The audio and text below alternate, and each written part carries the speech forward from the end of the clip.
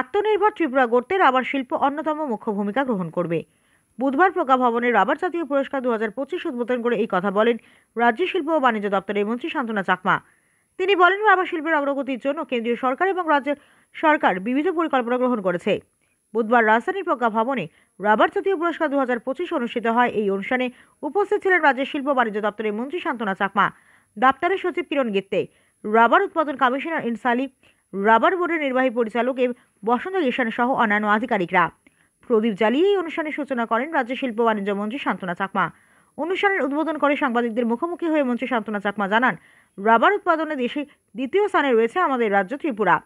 Rubber শিল্পকে এগিয়ে নিয়ে যাওয়া এবং এই শিল্পের সাথে জড়িতদের উৎসাহিত করার লক্ষ্যেই এই ধরনের অনুষ্ঠানের উদ্যোগ গ্রহণ করা হয়েছে বলে জানান তিনি। মন্ত্রী আরও জানান, রাজ্যের রাবার শিল্প এবং রাবার শিল্পের সাথে জড়িতদের উৎসাহিত করতে কেন্দ্র ও রাজ্য সরকারের উদ্যোগে বিবিধ পরিকল্পনা গ্রহণ করা হয়েছে।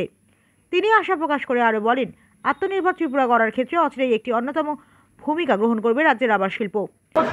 রাবার উৎপাদনের ক্ষেত্রে আমরা দ্বিতীয় স্থান অধিকার করেছি এবং আমাদের রাবার শিল্পকে যাতে আমরা এগিয়ে নিয়ে যেতে পারি এবং যারা উদ্যোক্তা রয়েছেন, যারা রাবারের সঙ্গে যুক্ত রয়েছেন, তাদেরকে এগিয়ে নিয়ে যাওয়া এবং তাদেরকে উৎসাহিত করা, তারই লক্ষ্যে আমাদের মাননীয় মুখ্যমন্ত্রীর যে উদ্যোগ, সেই উদ্যোগে এবং ডিপার্টমেন্টের উদ্যোগেই আজকের এই প্রোগ্রাম। আমি মনে করি আমাদের রাবার চাষিরা এবং রাবারের সঙ্গে যারা যুক্ত রয়েছেন তারা উপকৃত হবেন এবং আজকে কিছু সংখ্যক ন্যাশনাল অ্যাওয়ার্ড দেওয়া হবে, যাতে করে আমি মনে করি অনেকেই উৎসাহিত হবে এবং আমাদের ত্রিপুরা রাজ্য এবং আমাদের ভারতবর্ষের যে আমাদের দেশের প্রধানমন্ত্রী এবং মুখ্যমন্ত্রী যে এক ভারত শ্রেষ্ঠ ভারত করা, আত্মনির্ভর ভারত করা, আত্মনির্ভর ত্রিপুরা করা, সেই লক্ষ্যে আমরা আগামী দিনে একত্রিত হয়ে আরও এগিয়ে যেতে পারবো, সেটাই আমাদের মূল উদ্দেশ্য।